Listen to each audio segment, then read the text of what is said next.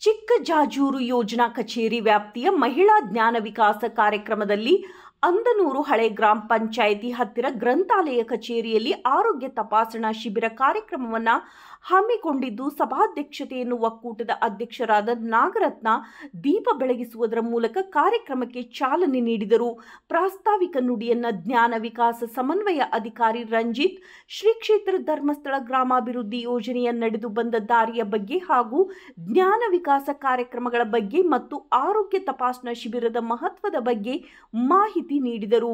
ಈ ಕಾರ್ಯಕ್ರಮದಲ್ಲಿ ಸಹ್ಯಾದ್ರಿ ನಾರಾಯಣ ಆಸ್ಪತ್ರೆ ವೈದ್ಯರಾದ ಸ್ವಾತಿ ಅವರು ಸದೃಢ ಆರೋಗ್ಯ ಸೃಷ್ಟಿಯಲ್ಲಿ ಮಹಿಳೆಯರ ಪಾತ್ರದ ಬಗ್ಗೆ, ಮಹಿಳೆಯರನ್ನ ಕಾಡುವ ಆರೋಗ್ಯದ ಸಮಸ್ಯೆಗಳಾದ ಸ್ತನ ಕ್ಯಾನ್ಸರ್, ಗಂಟಲು ಕ್ಯಾನ್ಸರ್, ಗರ್ಭನಾಳ ಕ್ಯಾನ್ಸರ್ ಬರದಂತೆ ಮುನ್ನೆಚ್ಚರಿಕೆ ಕ್ರಮಗಳ ಬಗ್ಗೆ ಮಾಹಿತಿಯನ್ನು ತಿಳಿಸಿದರು.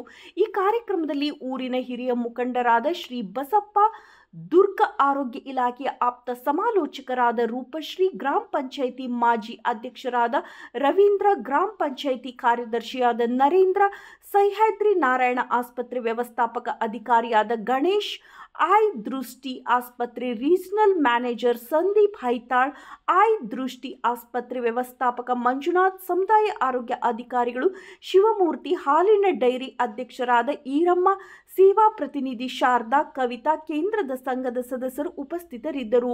ಉಚಿತ ಆರೋಗ್ಯ ತಪಾಸಣಾ ಶಿಬಿರದಲ್ಲಿ ಬಿಪಿ, ಶುಗರ್, ನೇತ್ರ ತಪಾಸಣೆ, ಇಸಿಜಿ, ಹೃದಯ ವಿಭಾಗ, ನರರೋಗ, ಕೀಲು ಮತ್ತು ಮೂಳೆ ವಿಭಾಗ ತಪಾಸಣೆ ಆಯೋಜಿಸಿದ್ದು 2015 ಸದಸ್ಯರು ಆರೋಗ್ಯ ತಪಾಸಣಾ ಶಿಬಿರದಲ್ಲಿ ಭಾಗವಹಿಸಿ ಇದರ ಸದುಪಯೋಗವನ್ನು ಪಡೆದುಕೊಂಡಿದ್ದಾರೆ.